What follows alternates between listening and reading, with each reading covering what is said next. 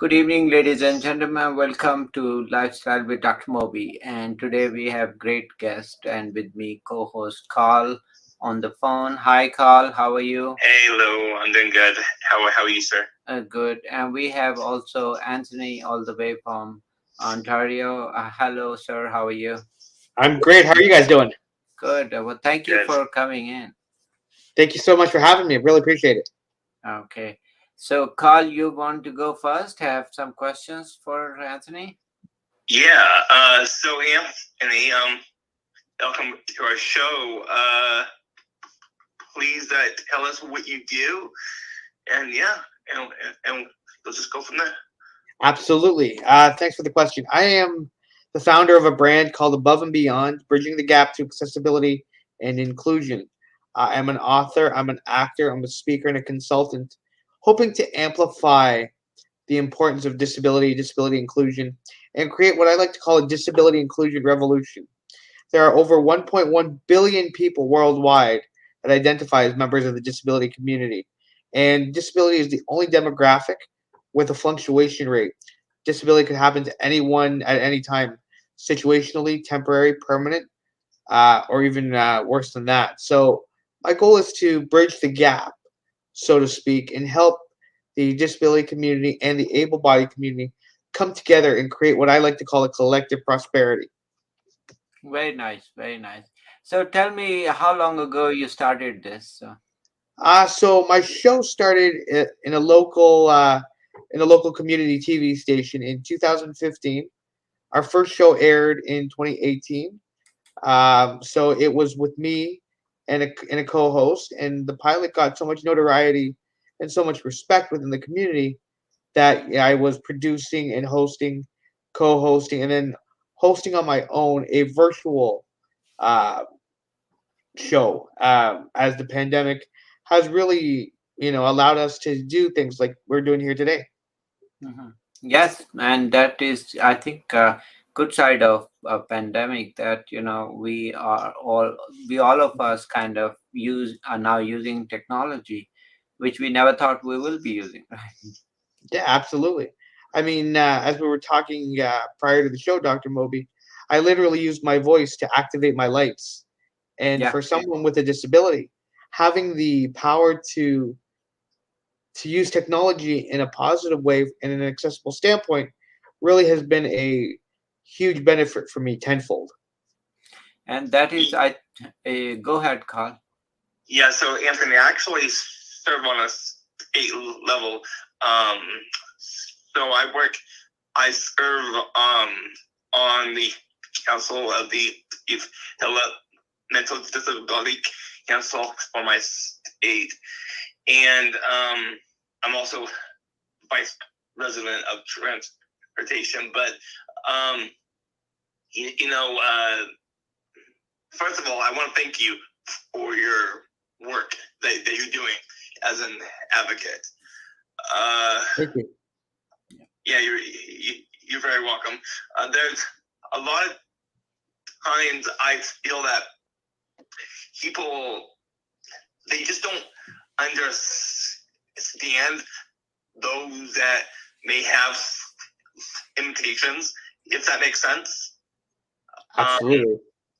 And so I feel like if we can advocate for those that have a hard time getting their voice out there, and if we can be able to breach the gap, then we are making a big difference in a lot of lives. Yeah, absolutely. I mean, it's about allyships and relationships. I always say that in life there are no problems, only solutions waiting to be found. And as people with disabilities, we do bring a semblance of a little bit unorthodox nature of how we do things, but we also bring to the forefront of conversation innovation Mhm. in terms of accomplishing our tasks, um, no matter what the steps it takes to complete it, and no matter how it looks. It's about the satisfaction of accomplishing that task, and that's really the be all end all of it for me. Mhm. And I think you bring an important point here is that, a couple of them. One is, the technology. We can reach for the moon and probably plan to go to Mars, but it's sad that if we are not using technology, I mean, we had this technology for doing videos and all that for a long time, but we never paid attention to using towards patient care or for they had this remote technology, even drones and things like that. The voice activation. I'm sure you have seen these voice activation for a long time. But look at now, it is more popular and affordable. So if people work on technology, making it,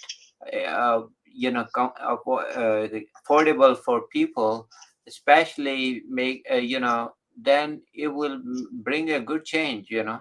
So that is important. So Absolutely. Anthony, I have a question for you. You said you're an actor, is that right? Absolutely.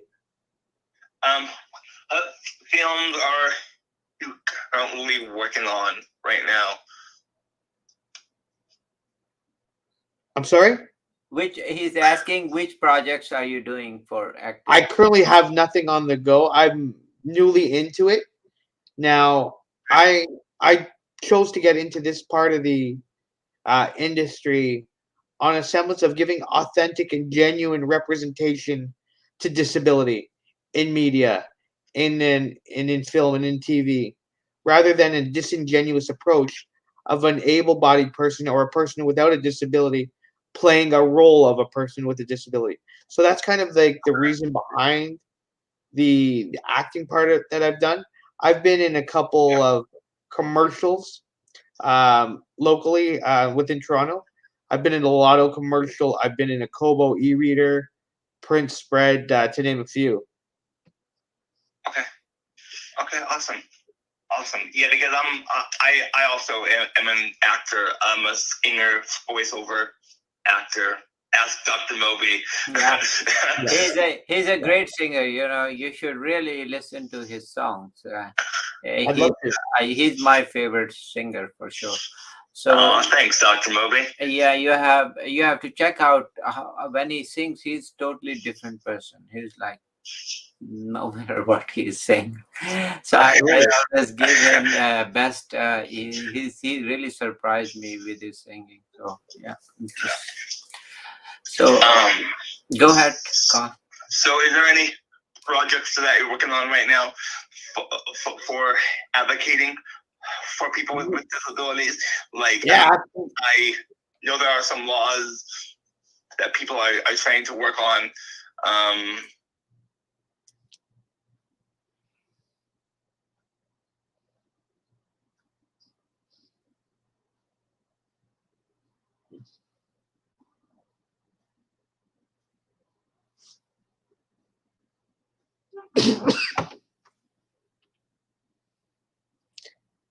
I think you muted Dr. Moby.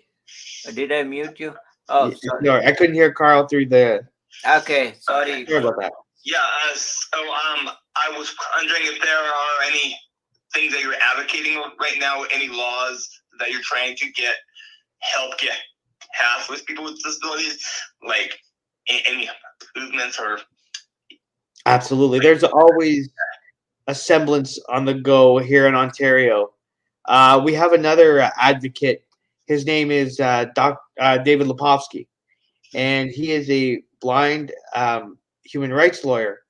And he recently helped advocate the change for driver's license, or sorry, health card renewals online, because you needed a driver's license to renew your health card online.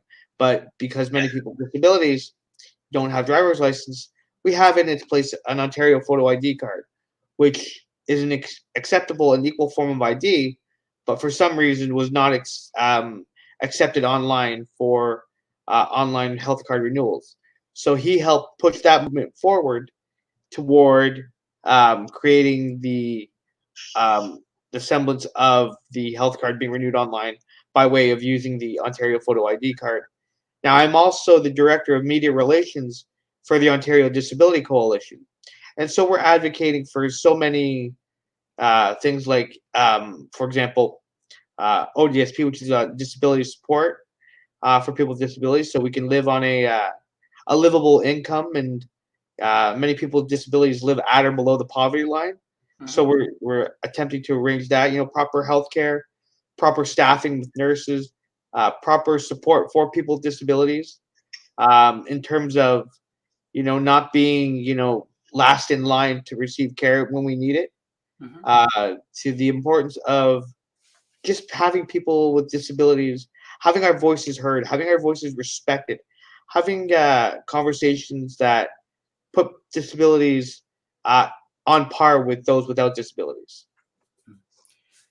Yeah, and I think it's important. I always say, don't you don't need to feel pity or in any ways treat anybody differently, because I think they should appreciate your talent and or anybody's talent more than what they how and they should appreciate what spirit and courage are you showing to even do all this. So I think it means a lot. We really appreciate your and salute what you do. And I appreciate that. And for me, what I do with Above and Beyond, it's not a 9 to 5. I don't check out, after the workday is done. I'm 24/7, 365.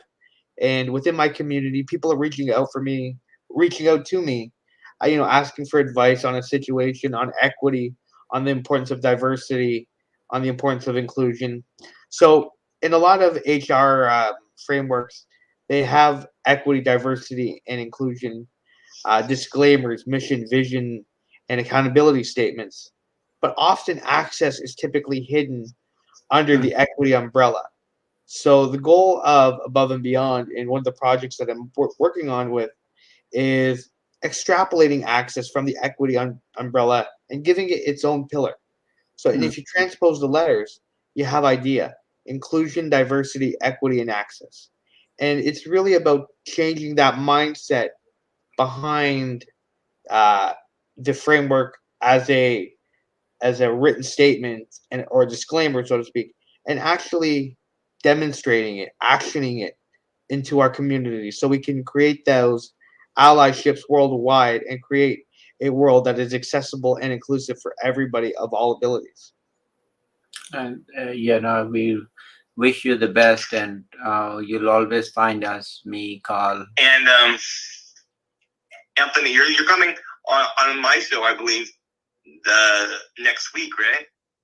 I'm happy to, absolutely. You let me know when I can. I'll be there. Absolutely. So so I should be getting things back up next on Friday. So I will definitely message you, and we'll make sure that happens. Wonderful. Looking forward to it. And Carl, he Awesome. was telling me he's doing his next project will be probably a kids movie. Oh, sorry, It book, is. kids book. Yeah. And mine is kids movie. We are Yeah. working on that, and said, probably we'll definitely cross paths and maybe help each other. So for sure. And Thank here's the thing. And here's the thing when it comes to, kids. Kids nowadays really don't necessarily have a filter more more than the adults do. So when a kid comes up to me and asks me, "Why are you in a wheelchair? What's wrong?" Questions lead to answers, answers to conversation, conversation to understanding, and understanding to less ignorance. And really, it does start at the grassroots, having the conversation about accessibility, about inclusion, and really trailblazing, pioneering, and leading the way we look at accessibility and inclusion. In Hamilton, where I'm from, the percentage of persons with disabilities is actually greater than the provincial and national averages. So the goal is to make a fundamental systemic and culture change the way we look, feel, and act upon the importance of inclusion. Now, we talk about the importance of accessibility, but we have to change a mindset to develop where we're thinking of accessibility from the forefront rather than retrofitting accessibility. If we shift that mindset, we have in Canada the Rick Hansen Foundation, and you. according to the Rick Hansen Foundation, the amount of money it takes to build a new building from accessibility from accessibility and its standpoint of accessibility is only 1% more of the actual cost of the building, as opposed to retrofitting accessibility into a current build is substantially more. So it's a return on investment that's invaluable. And we just need to change that mindset, from the standpoint of also employing people with disabilities, having people with disabilities and our lived experiences valued rather than looked down upon. It's about a hand up, not a handout. And together we can create this collective prosperity. Yes, very good, very good. Also, I want to, tell you, with the new technology, especially coming with driverless cars, and there will be all kind of gadgets in future where technology will be really assisting people who can drive or have trouble, because they can go wherever they want, pretty much. Absolutely. And that's a good look into the future. Yeah, yeah, and you never know. We might have other things which help. To do a lot of things which you are doing, and look at this technology with computers, videos, and all that. We don't have to go. You can communicate all along so many distance, and we can have a great show, and still come up Yeah, with, right. absolutely. It's the virtual world that we're living in now. I mean, the fact that now we're able to do an interview like this has also allowed more people with disabilities to even be employable. Having the opportunities to work from home has been a game changer. Yes, and I was gonna say that because a lot of good companies, and I was watching some of the ads, like Apple and other companies, Amazon Mhm. too, and others, they offer working from home far better rate than it used to be. Most So, definitely. which is, you were talking about, below poverty level. So actually, they can do a better working from home, because you are more accustomed to that, for sure, right. Definitely. And it's about the larger companies also setting an example. Hmm. Um, in terms of having an accountability officer, like a chief accessibility officer, so that each and every part of our businesses are accessible. Whether we have a goods and services or we offer an online store, an online platform, is our website accessible? Is our bricks and mortar accessible? And what does that look like? And how do we make it accessible? And we transition from a online world to an in-person world. How do we mitigate the challenges and the barriers people with disabilities face? Also, I want to ask you, what do you do to in your leisure time? Well, I'm a baseball fan. I'm a fan of the Toronto Blue Jays. Hmm. I'm a fan of the Hamilton Tiger Cats. I love to give back to a community that's given me the opportunity. I'm very much uh, a figment of gratitude. Hmm. I was born with spina bifida and hydrocephalus, and at Hmm. the age of 12, I had a surgery that had a success rate of 40%. And I was walking at the time, mind you, with a cane, crutches, and my condition was digressing. That Hmm. surgery left me using a wheelchair there on after. But Hmm. it really wasn't a negative. It was an opportunity Hmm. to to show gratitude, to show happiness for what was going to be next for me. Some 30 years later, here we are today. Hmm. I'm grateful for the opportunity that I was able to learn about the importance of belonging. Hmm. There's this camp in Hamilton, or it's now it was in Portsmouth, Ontario. It was called Camp Marydale, and this camp allowed me to meet a gentleman who I am now still friends with 30 plus years later, and he's given me the opportunity to just feel that I belong. As a person with a disability, in a world that's challenging for everybody. But as a person with a disability, I didn't know what my life was gonna be like. I was, I went to regular school. I had great friends, a good group, good family. But this camp allowed me to uh, be out in the community, escaping my comfort zone. This gentleman by the name of John, he says, "Hi, my name is John. Welcome to camp." And that really just was a game changer for me. in terms of acceptance, in terms of belonging, in terms of inclusion. And we opened up in 2013 in Brinbrook, Ontario, Ontario's first fully accessible and barrier-free park, and it's called Marydale Park. Mhm. So I was part of that whole process, start to finish, from fundraising to design to unveiling. Very nice, very nice. So also tell me, beside your, some of the projects I know about the kids, and you also mentioned about podcasting. So that's gonna be starting soon. Yeah, I'm going to be starting a podcast probably within the next month, entitled Above and Beyond, to continue with on the brand and the name recognition that I was able to garner in this community, and just continue to grow, continue to expand, continue to develop the importance of access and inclusion within a worldwide audience. Okay. I would be very happy to be part of any project you want, or whether podcast or any help you need from us. We'll be very happy. Me and I know Dr. Moby.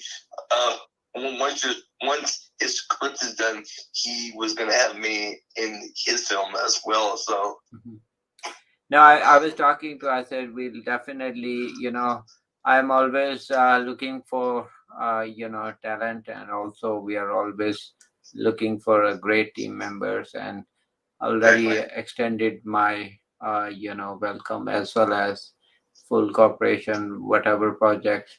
There are always projects going on, and then, Absolutely. we always find a place for everyone. So I think we look definitely for further work with you on any of I appreciate that, and likewise, because everybody matters. And I think more often than not, as I said earlier, it's not about a handout, but a hand up. And people with disabilities are often overlooked and overshadowed by the stigma, the stereotype, a lot of assumptive based mindsets on the perception, which is not really indicative of the reality of the disability community. We do measure as the largest minority group worldwide. yeah. So why isn't the mission vision uh, of a strengths based approach more valued than it really is? That's true. That's true. So, Carl, you have any further questions for Anthony? nope, I think that is it.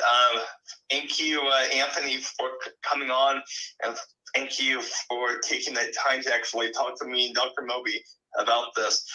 There was one last question before I forget. You don't serve on any like national boards, do you? I'm sorry. Sorry, I apologize. I missed the question. Do you work? Do you serve on any national disability boards? Boards? Yeah. Yeah. Yeah. So I'm Okay. on our city's advisory committee for persons with disabilities. I'm Okay. on the board of directors for an employment agency designed for people with disabilities. I'm on the Catholic Children's Aid Society for Hamilton as well. I'm an alumni of distinction at the college I went to. I'm a member of our city's Order of Hamilton. So I have those distinctions to my name as well. Very Awesome. nice. Very nice. Well, thank you, both of you, for coming to our show and then be part of this, and it means a lot. And good luck on your future ventures, and we'll be checking with you sometime in future. Thank you. Wonderful. Thank you guys for having me. Appreciate it. Thanks. Thank you. Bye, guys. Bye bye.